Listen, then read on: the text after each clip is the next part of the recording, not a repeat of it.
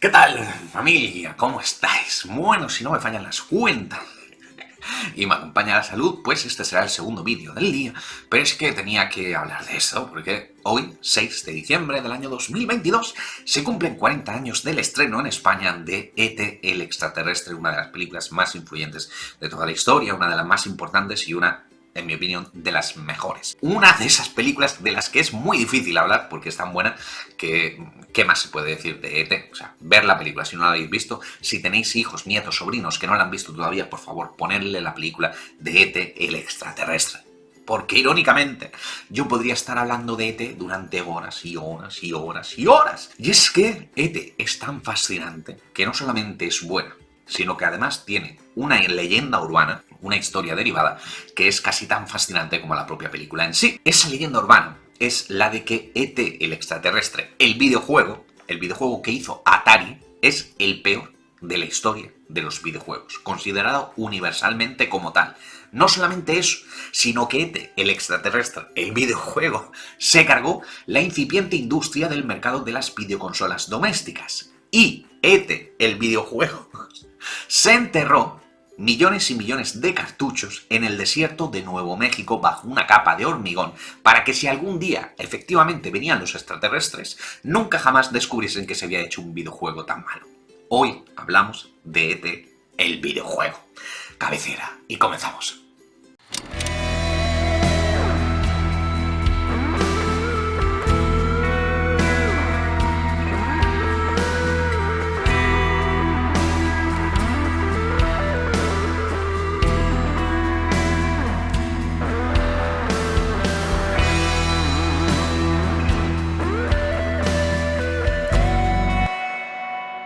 Y es que, como os estaba comentando, es muy difícil hablar de una película como E.T. el extraterrestre, sobre todo si, como es mi caso, tuvimos la fortuna de disfrutarla en su día, porque fue la prueba fehaciente para toda una generación de que la magia existía. Bueno, pero será lo mismo que otras generaciones han tenido con, no sé, con Harry Potter, estáis pensando.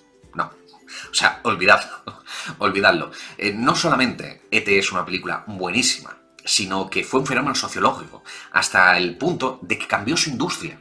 Sí, la cambió. Hasta ese momento, las películas familiares, juveniles, infantiles, ¿no?, que es el target potencial de una película de estas características, estaban consideradas dentro de Hollywood como producciones menores, ¿no?, como producciones de serie B que se hacían con 4 duros y el rédito que obtenían, pues, tampoco es que hubiera mucha diferencia y desde luego la crítica no las alababa, como fue el caso de E.T. el extraterrestre, hasta el punto de que Columbia Pictures, que fue el primer estudio al que Spielberg le ofreció el proyecto, lo rechazó. ¡Lo rechazó! Y Universal se lo quedó por $1 millón. La película se convirtió en la más taquillera de todos los tiempos con más de 700 millones, superando a Star Wars, que era la película más taquillera de la historia hasta ese día. Bueno, pues Columbia tiene que estar reventándose la cabeza, ¿no?, contra la pared por esa decisión, porque no solamente E.T. fue una película taquillera, sino que también fue muy aplaudida, recibió 9 nominaciones a los premios de la Academia, a los premios Oscar. En fin, que E.T. es una película fascinante en todos los aspectos y es un claro referente de su tiempo, ¿no? De hecho, la efeméride de los 40 aniversario del estreno en España de E.T. el extraterrestre pues también es muy significativa, porque hace unos meses la película se reestrenó en Cines IMAX precisamente para el 40 aniversario del estreno de la película. Y estaréis preguntando, ¿pero cómo hace unos meses? Si no estás diciendo que es ahora el 40 aniversario. Sí, es el 40 aniversario en España. En España. O sea, la película original se estrenó entre mayo y junio en Estados Unidos y en otras partes del mundo. Pero aquí en España los distribuidores pensaron que era mucho más propicio una festividad como la Navidad, ¿no?, para una película de este estilo. Y efectivamente así es. O sea, E.T. el extraterrestre se repone todos los años por estas fechas, a pesar de que no transcurre su historia en Navidad ni tiene absolutamente nada que ver con la Navidad, pero bueno, es un clásico navideño, E.T. el extraterrestre. Pues bien, hasta esto no es asombroso, ¿no? En una película tan comercial como E.T. el extraterrestre, a día de hoy es imposible. O sea, que los distribuidores se la guarden en un cajón durante meses para aprovechar, ¿no?, una festividad más propicia, eso es imposible en la cultura del consumo, que lo queremos todo a día de hoy. Lo queremos ya, lo quiero gratis y lo voy a olvidar y lo voy a tirar a la basura dentro de 10 minutos. A día de hoy sería imposible que el 40 aniversario de E.T. el extraterrestre sea hoy, 6 de diciembre, en España. Eso ya de por sí es asombroso. Y además también sustentó esta leyenda de incipientes reunidas que tenía Steven Spielberg, porque ya había reventado la taquilla Spielberg con El tiburón, Jaws, ¿no? La primera entrega del Escualo. Había reventado la taquilla y lo había vuelto a hacer una vez más con E.T. el extraterrestre, y entre medias había estrenado también la primera entrega de Indiana Jones. Vamos, que lo hagas una vez puede ser casualidad, pero que lo sigas haciendo constantemente ya es una prueba de que efectivamente eres un genio. Y no solamente eres un genio a la hora de hacer taquillazos, sino que también eres un gran director, porque sí, es cierto que E.T. tiene E.T. teléfono, mi casa.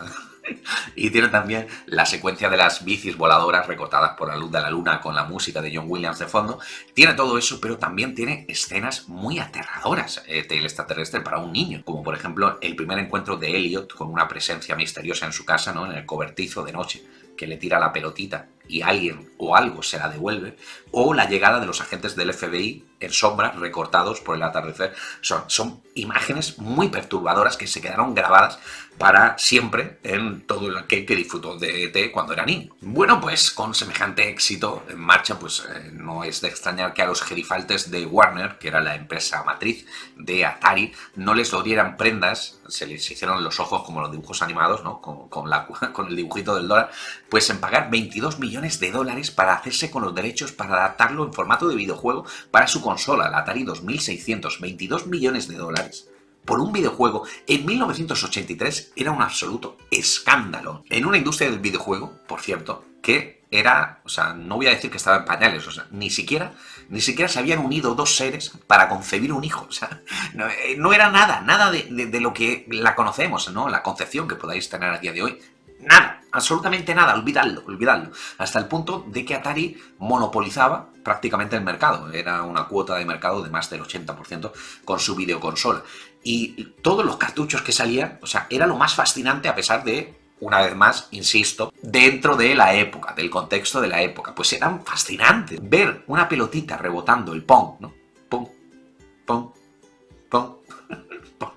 Podías tirarte, estaría diciendo horas, no, meses. Fijaros lo que he dicho antes de la concepción del tiempo en los años 80. O sea, un videojuego como el Pong te podía tener entretenido un curso escolar entero e incluso años. No es como a día de hoy que compramos un videojuego, lo juegas 10 minutos y dices, esto es una mierda, quiero otra cosa. ¡No! Y si Spielberg era el rey Midas del cine, pues el rey Midas de las consolas era Howard Warshaw, que era el diseñador de los videojuegos, porque esto también es algo fascinante, ¿no? A día de hoy, o sea, los videojuegos los hacía una sola persona. No, hoy en día se necesita un equipo de trabajo de cientos de personas, incluso a veces miles, ¿no? Bueno, miles igual me he pasado, ¿no? Pero los hacía una sola persona. O sea, diseñaba, concebía, programaba el juego, todo una sola persona. Y este tío, Howard Warshaw, todos los videojuegos que hacía, vendían al menos 1 millón de unidades. O sea, era el puto dios de las consolas. Así que era más que lógico que Warner y Atari le encargasen la adaptación de la película, o sea, hacer el videojuego a este Howard Warshaw. Y a pesar de que en su primera reunión con Steven Spielberg, le preguntó si podía hacer una cosa sencillita como Pac-Man, pues Warshaw le dijo que no podía hacer eso, que la película era tan buena que tenían que hacer un videojuego a la altura. Insisto, dentro del contexto de la época. Así que se le ocurrió un concepto súper innovador, original, un concepto tridimensional, insisto, tridimensional para la época, donde E.T. y Elliot, el niño protagonista, pues tenían que huir tanto de agentes del FBI como de científicos que querían capturarles y evitar al mismo tiempo caer en uno de los numerosos agujeros de los que llenó el juego y que aumentaban muchísimo la dificultad. Y Warshaw no solamente tenía las expectativas muy altas, porque todo el mundo estaba esperando la salida al mercado de este videojuego, sino que también tenía una presión añadida que era el tiempo. Porque, efectivamente, fijaros, aquí sí que aprovecharon las festividades navideñas, Atari quería lanzar el videojuego en las navidades de 1983. Es decir, le dieron 5 semanas para hacer el videojuego, para terminarlo, tenerlo listo, para que llegase a las tiendas en 5 semanas. Cuando, en aquella época, se tardaban meses en hacer un videojuego. Pero Warshaw volvió a sorprender otra vez a propios y extraños, terminó el trabajo de tal forma que en las navidades de 1983 las tiendas se llenaron con 4 millones de copias de cartuchos de E.T. el extraterrestre, el videojuego, con una campaña de publicidad como no se había visto antes. 4 millones de cartuchos que Atari pretendía vender. Pero, por supuesto, y como estaréis deduciendo, porque si no, no estaría haciendo este vídeo, pues la realidad fue muy diferente. Y es que no solamente las críticas de los incipientes medios especializados y del público eran pésimas, sino que lejos de vender 4 millones de unidades, los compradores no solo es que no querían comprar el videojuego de ET, el extraterrestre del videojuego, sino que incluso iban a las tiendas a pedir que les devolvieran el dinero, porque el videojuego era tan malo que se consideraban estafados. Además, quiso la casualidad que el lanzamiento de ET, el extraterrestre, coincidiera con una mala gestión de Atari que acabó con la empresa en bancarrota. Sí, desapareció de la noche a la mañana, con lo que para siempre quedó en el imaginario colectivo que las malas ventas de ET, el extraterrestre del videojuego, habían sido las que habían propiciado este hundimiento de un Titanic de las videoconsolas, como era Atari, y como esta leyenda urbana necesitaba un broche de oro, pues se le añadió que las millones de unidades que no habían conseguido venderse se enterraron bajo una capa de hormigón en el desierto de Nuevo México, más concretamente en el vertedero de la localidad de Alamogordo, como si fuera un crimen de la mafia que intentaran pasar por desapercibido. Pues bien, como todas las leyendas urbanas, la de ET, el extraterrestre, el videojuego, la maldición, pues también tiene una base real, pero también tiene mucha distorsión provocada por el boca a boca. Lo primero que hay que decir es que el videojuego de ET, el extraterrestre, insisto, para los estándares de la época, no era tan malo como la gente se cree. Sí es cierto que era muy difícil, sí es cierto que a día de hoy se puede considerar básico, y sí entiendo que a día de hoy se considere unánimemente como el peor videojuego de la historia. ¿Por qué? Porque fue el primero que realmente llenó las expectativas de todo el mundo y no las cubrió. O sea, era lo que a día de hoy se conoce como un AAA, un videojuego AAA, y al igual que los AAA de hoy en día, como por ejemplo Cyberpunk 2077, cuando no consigue llegar a las expectativas que todo el mundo se había creado alrededor, pues se le dan palos hasta en el cielo de la boca. La segunda creencia popular, y que todo el mundo da por cierta, sobre que ET, el extraterrestre, el videojuego, era tan malo que provocó la ruina de Atari, pues bueno, tampoco es cierto. Sí que es sin duda cierto que supuso un mal palo económico para la compañía, pero bueno, teniendo en cuenta los costes de producción, que os estoy diciendo que una sola persona hacía todo el videojuego, pues es muy difícil que eso supusiera la bancarrota de la empresa, sobre todo una empresa que tenía el monopolio del mercado. Lo más plausible es que las previsiones económicas de Atari pasaban por vender 10 millones de nuevas unidades de su consola Atari 2600 y no cayeron en la cuenta de que el mercado ya estaba saturado. O sea, ya los clientes potenciales ya no existían. O sea, no existían 10 millones de nuevos compradores. Así que eso fue lo que sin duda les llevó a la bancarrota. Y ya por último el broche final de que millones de copias que no se vendieron de ET, el extraterrestre, el videojuego, están enterradas en Nuevo México. Pues eso es verdad. Sí. Esa parte de la historia es verdad, tal y como se pudo ver en el documental del 2014 Atari Game Over, que además tenéis suerte.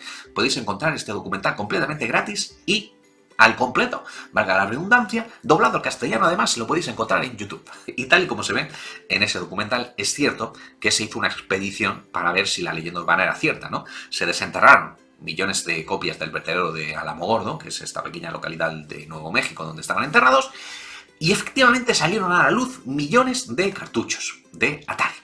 Pero solamente el 10% correspondían a ET, el extraterrestre. Es decir, que no eran todos los cartuchos de ET, el extraterrestre, el videojuego, que no se habían podido vender.